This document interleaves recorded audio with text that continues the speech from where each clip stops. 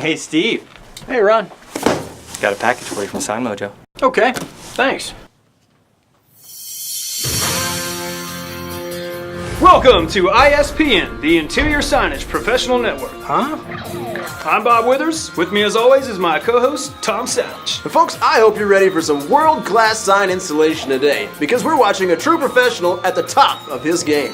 Steve Jansen, a young up-and-comer out of accounts receivable, hoping to make a name for himself today, taking on a full office sign installation. What is this? We're with ISPN, The Interior Signage Professional Network. and we're here to cover what's clearly a professional sign hanging event.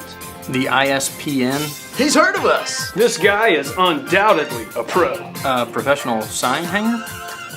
Look, all I did was go to signmojo.com and... The mark of a true professional. Okay, so I don't know what this is all about, but I'm gonna go hang signs now. Pure determination. Let's take a look at his starting lineup, Tom. Jansen looks like he's got a tape measure, a level, and a pencil. And I believe he's going to be using a sign location map as well. Jansen clearly used the signmojo sign spec quoting service. Comes with the sign location map. That's going to help him figure out exactly where to put every sign he ordered. Clearly he's done this before. Actually, this is my first time. A rookie! And with such poise, you rarely see this. Now back to the action. Jansen is opening up that signmojo box, and it looks like he's unpacking all of his signs. That's a great first move. You could say that again.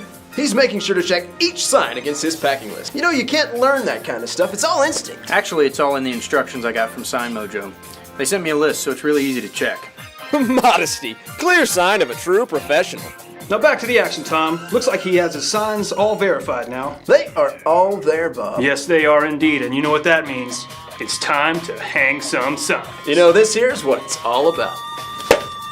Are you guys gonna do this the entire time? We wouldn't miss a minute of this professional sign action. Tell me, what's his next move going to be here, Tom? Well, at this stage of the game, you know it's all about location. He's going to want to determine the best spot to hang that sign. But a professional like Jansen's not going to have any problem with that. Once again, not a professional. Could have fooled us. Clearly, this guy's been doing a lot of training in the off-season. It looks like he's up on all the most recent ADA guidelines. That's right, Tom. New ADA rules require the baseline of the lowest raised character on any sign to be a minimum of 48 inches above the finished floor, and the baseline of the highest character to be a maximum of 60 inches above the finished floor. How he knew that is anyone's guess. Guys, signmojo gave me all this information.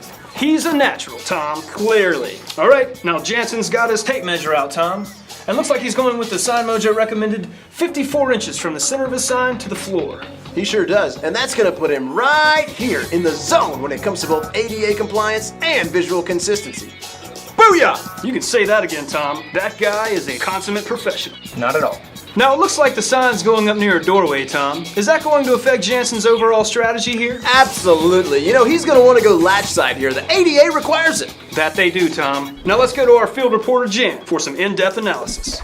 Thanks, guys, and he is going to go latch side here.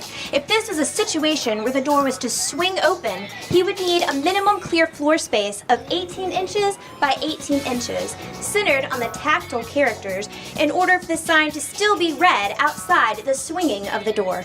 That's the kind of solid gold info you're not going to hear anywhere else. Now tell us, Jan, what if there were no wall space on the latch side, or the floor space doesn't meet those minimum requirements? Yeah, well in that case, you're going to want to install your signs on the nearest adjacent wall. At least that's what I'm hearing down here on the field. It's not a field, it's an office. Dynamite stuff, Jan. Now let's take everyone back to the action. Looks like now he's making sure that the wall is free of dust and debris. Now let's take another look at that move. Get out of my house, dirt! Now it looks like Jansen chose to go with the counterclockwise swiping method there, Tom. Is that a choice that's going to pay dividends? I have no idea. And that's why you're the best in the business, partner. Now it looks like Jansen has that tape measure and that pencil ready. What's he gonna do? I'm on the edge of my seat. Well, remember, Tom, Jansen is installing at the recommended height of 54 inches from the center of the sign. And if I'm not mistaken, that sign is 3 inches tall. Now, Jansen's going to want to divide that in half to find the center of the sign, and of course that's going to be 1.5 inches. And now we'll subtract 1.5 from 54. That's 52.5. And that's going to be the distance from the floor to the bottom of his sign. Look at him make that 52.5 mark with his pencil. Unbelievable, what a pro. Seriously? It's a pencil. And now Jansen's going to use the same process to mark his distance from the door frame. So that's a 5-inch wide sign if I've ever seen one, and we know that 2.5 is half of 5. And remember, signmojo recommends that the center of the sign be 9 inches from the door frame.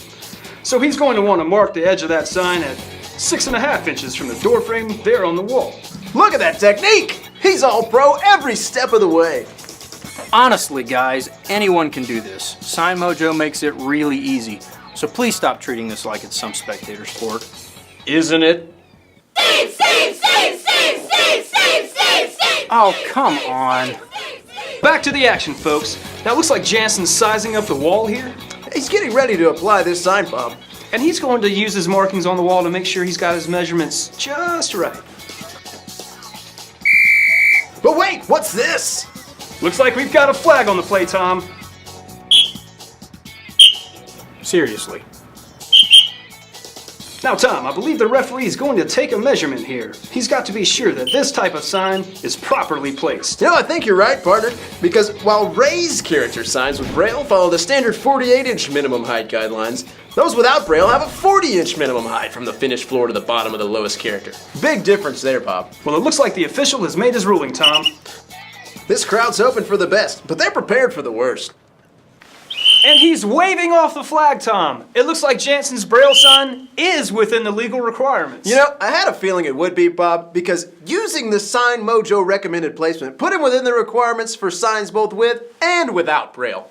I'm gonna just go ahead and put this sign up now. Here it comes, Bob. This is the moment we've all been waiting for. He's removing the adhesive backing.